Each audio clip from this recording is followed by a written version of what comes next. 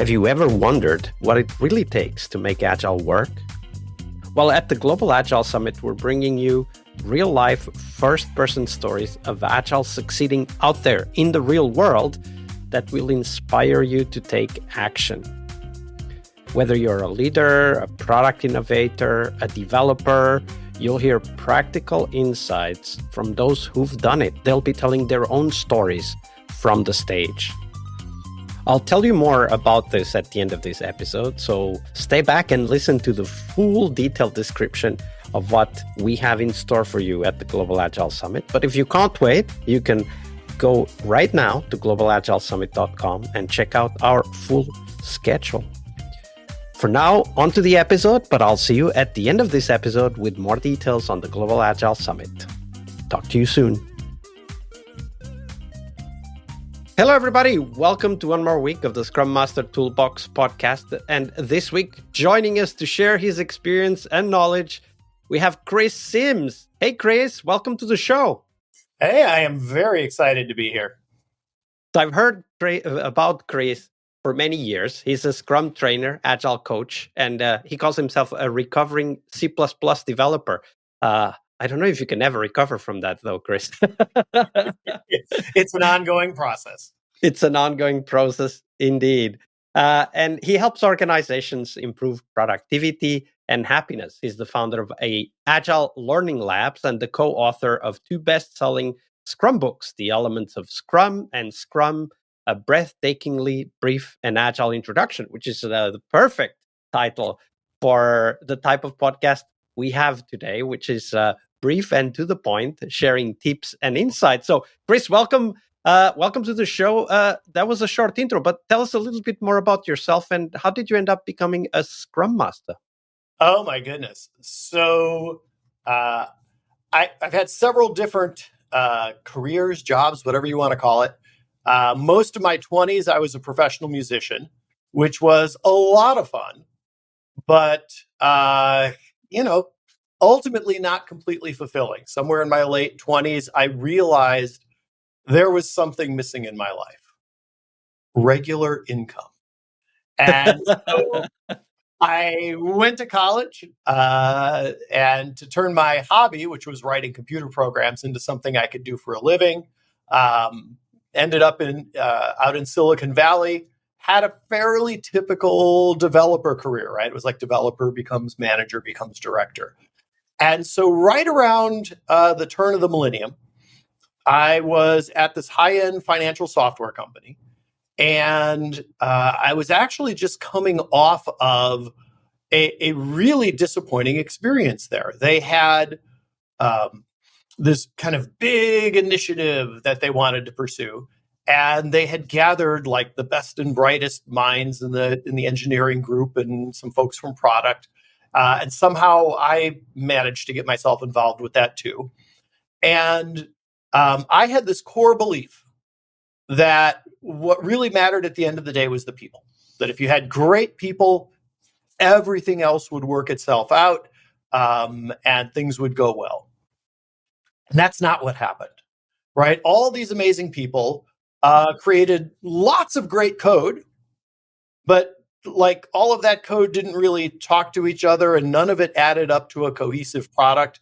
And after, quite a while of lots of people doing a lot of work, we had to declare the whole thing a big failure. And it really kind of rocked that core belief in me. And so I started thinking, well, I guess maybe there's like some work to coordinating the work of all the smart people. And so I went out and started learning whatever I could. And I encountered, this field of project management. And I learned about Microsoft Project. And, it was interesting. And my take on it all was like, okay, if this is how it's done, okay, I'll learn it. But it never felt quite right.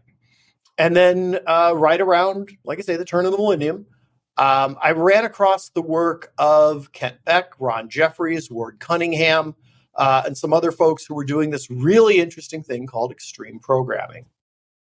And it just made a lot of sense to me, right? I read about it and I was like, oh, this actually seems like a really good way for a group of smart developers to work together and build a really good product. And the timing was really great because the company was starting a new product, and a subset of the people who had worked on the last big thing were chosen to work on that. And so I approached the leader and I said, "Hey, I really think this extreme programming stuff would work for us." And they looked at it and they were like, "Well, okay, as long as you're willing to do all of that coordination, The process work, right? yeah, we'll do it." And so that is how I became a Scrum Master, because extreme programming, at least the way we practiced it, was Scrum, right? It was Scrum plus a handful of technical practices that made it really robust for software product development. And so, yeah, I just kind of stumbled into being the Scrum Master. And So when you talk about XP being basically Scrum with a few practices that give it the robustness that you were referring to, one of the things that comes to mind, of course, is that, okay, but that also means that in your experience, that aspect is often overlooked in Scrum, meaning the engineering practices. And without going into too much detail yet, I would like to ask the next question, because it may be related to this. I don't know. We haven't prepped this before. The next question, of course, it's the failure question, because it is Fail Monday here on the podcast. And I was wondering if those engineering practices have anything to do with it. But without judgment or assumptions, do tell us that story, Chris, the story of a difficult moment you had as a Scrum Master. All right. Well, so my story is from that first team. So we had the engineering practices. So the failure is not about that. Although I will just anecdotally say, for quite a while early in my agile coach career, I was not super keen on Scrum, at least versus XP, because I thought, well, XP is obviously so much better, at least for software product development. And I frequently held the belief and stated the belief that Scrum was becoming more popular than XP because it was easier, right? The price of admission was lower. You didn't have to adopt all these technical practices. You could just do the kind of, planning, inspect, and adapt cycle. And, theoretically, but teams will discover and implement those practices, and then practice, not always, right? So my failure moment was this. So we were practicing XP. It was early days, right? Those of us practicing were communicating back on Usenet news groups and sharing practices and all of that. And at the time, we were doing kind of relative estimation, but we didn't have story points yet. And so we were using ideal days as our estimating unit. And the concept was, if everybody left you alone so you could focus and everything went perfectly well, how many days do you think it would take to do this? And those of us on the team understood that, right? We knew that it was like, yeah, but in real life, there's interruptions. In real life, unexpected things happen. And so this is just an estimating unit. But that's what we estimated in. And then we had a velocity that was, so many ideal days per week.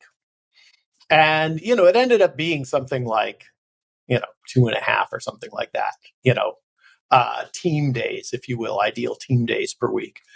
And it worked great, right? We had good predictability. We could tell our stakeholders, give our stakeholders good guidance about what they were going to get. It was working great. Until a VP was kind of cruising the intranet and discovered the spreadsheet where we tracked, right, what we were committing to and what we delivered and all of that. And they were outraged that this group in California, because the main company was based in the East Coast, we were an office out in California doing this wacky XP stuff. We were only working 2.5 days a week. And, I got this call from this Oh, no. VP. Yeah. I can imagine the conversation. And we had been kind of, like a under the radar using XP. Like the people in the California office knew it, right? My manager knew it, but we weren't broadcasting. We weren't saying much about it. So this VP calls me up and says, "Hey, I hear all of you out there in California are doing extreme programming." And I'm like, "Oh yeah, it's great, blah, blah, blah, blah, blah." And they were like, actually this conversation had two parts. Oh, I forgot the other part. So this was a financial software company, right? Like our customers were investment banks, money management funds. And so at first this VP is like, "Chris, I don't think you understand what's at stake here, right? We do financial software. Our customers are these, big important companies. We don't want extreme programming. We want conservative programming." I was like, "Oh, right." So first I had to explain how the practices we were doing were actually ensuring much higher quality than kind of the standard practices. And so they eventually kind of calmed down about that a little bit, but they still didn't like this notion of extreme. They had this vision of people I don't know, coding while we were on surfboards or something. But then they said, "Okay, well, but I just found this document that, shows that the team's only working 2.5 days each week. What's going on out there?" Right. And it took a long time to explain this whole relative estimation and the concept of ideal days and blah, blah, blah. Eventually the VP wrapped their head around it. And they were like, "Oh, okay, I kind of get it." But then after the call, right, it's like, "Oh, good, right? Dodged a bullet there." I kind of figured out, right, it probably wasn't the VP just with nothing better to do, like searching around on the internet looking at random files, right? It was probably some other person, right, who found this and then shared it with whoever and shared it with whoever. And probably out in the main office, there was all this talk about the crazy California team that only worked 2.5 days a week. And then it eventually bubbled up to the VP. And so it actually probably put a black mark on the whole group for quite a while in terms of there being a bit of a even bigger cultural divide between the main East Coast office and this smaller California development group. And if I was going to look back on it and say, well, what would I do differently? I would say number one, probably socialize things a little bit better, right? So that it wasn't so under the radar. But number two, do it in a way that's meaningful to those people outside the group, right? So for example, the tool that we're using for how we're getting our predictability, nobody outside needs to know that, see that, or even understand it. But what we need to do is make sure we're communicating with our stakeholders very vigorously in ways that they understand, publishing things that say, "Oh, here's what's expected in this time frame," and here, really focus on what they care about, which is, what are they going to get, when are they going to get it, and really communicate in ways that's meaningful to them, right? Because for us, we were excited about extreme programming, but to people who hadn't heard about it and didn't know what it was, right, that was just a scary sounding label, right? So we probably should have been communicating more about "Oh, we're doing test first development, and this is giving us higher quality and, faster turnaround." And, that's definitely something that we in the Agile movement need to realize, that the way things are conveyed, messaged, has a direct impact on how they are accepted. And of course, extreme programming, that's an easy one. Eventually, later on, it was called XP, and XP actually was, thanks to Microsoft, a good name to have. yeah. But we had the same problem with Scrum, right? Scrum was labeled Scrum specifically because of the origins, and then Scrum Master was labeled Scrum Master because they wanted to have a name that was outrageous, which is all good and well when we are starting off, right? We're in a niche, but then when we go mainstream, like we are now, we need to start understanding what this means. And there's been quite a backlash, for example, on the grooming meeting, which is now refinement, or Scrum Master because of the word master. Those all things have impact, right? And it's okay. We don't need to get things perfect the first time, but as you said, it's important for us to know who we are talking to and to shape our message and our conversation that way. Yeah. And I'm definitely one of the people in the camp of, renaming Scrum Master is long past due, right? I've got clients who like Scrum Coach, I love that, right? Or just team coach. I've found some places that go with agile manager. I personally don't love that as much, but the places that do it advocate for that because they say, well, it gives that person maybe more prestige by having the manager title, as part of their title. But yeah, I'm firmly on board that it's time to move beyond Scrum Master. And honestly, even product owner is a little problematic. All right. Well, we have the suggestions by Chris. Do send all your suggestions to me as well. You can just if you got this over email, just reply to the email. If you're listening in your podcast app, Spotify, whatever, just go to the website and leave a comment on this post, and let's get the conversation started. Chris, thank you very much for sharing those insights with us. Oh, my pleasure. Hey, friend, thank you for staying. Here is all you need to know about the Global Agile Summit. If you've ever suffered or know people who are suffering from agile fatigue, this event is for you. Agile fatigue is that feeling that settles in when we can't really see a light at the end of the tunnel. We get discouraged, especially when conversations revolve around the same old frameworks, the same old buzzwords and theories. We don't feel that energy anymore. Well, the Global Agile Summit is a different kind of event.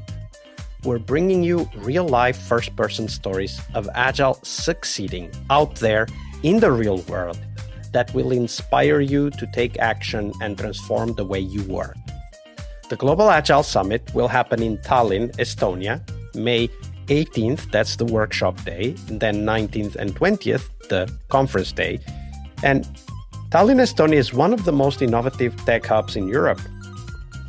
The Global Agile Summit is hosted together with Latitude 59, which is kind of a citywide celebration of software startups and groundbreaking ideas. And we'll have a shared ticket for you to attend those events as well.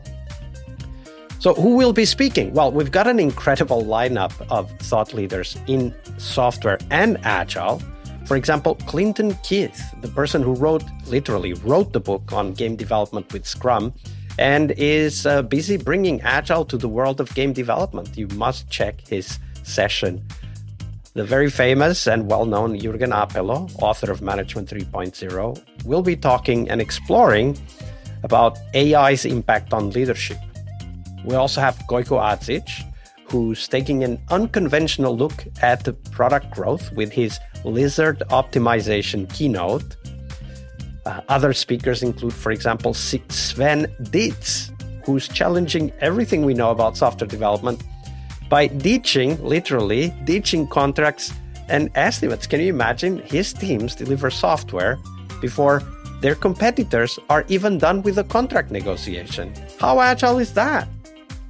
But there's more. We'll cover engineering practices in our developer track with talks on, for example, AI-assisted test-driven development, developing products in minutes with a different approach to how we develop, configure, deploy platforms, and much more.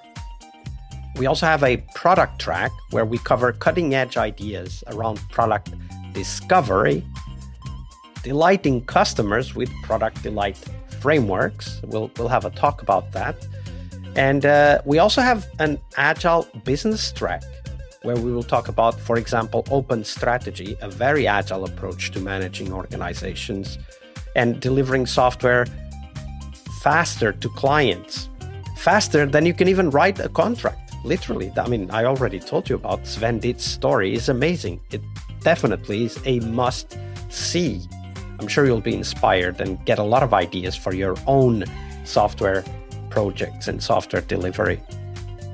Now, whether you're a business leader, a product innovator, or a developer, you'll definitely find value in our 3 focused tracks. That's Agile Business for those working with businesses and organizations, Agile Product for product managers, product owners, and innovators, and Agile Developer for the builders making Agile work in practice, the coders, the testers, the designers, the producers, the Scrum Masters, you name it.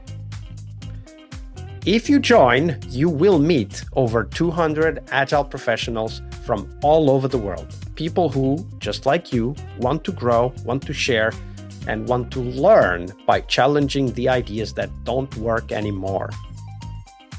At the Global Agile Summit, you'll get new connections, fresh ideas, and the energy to take your own Agile to the next level. And who knows, maybe even find your next career opportunity.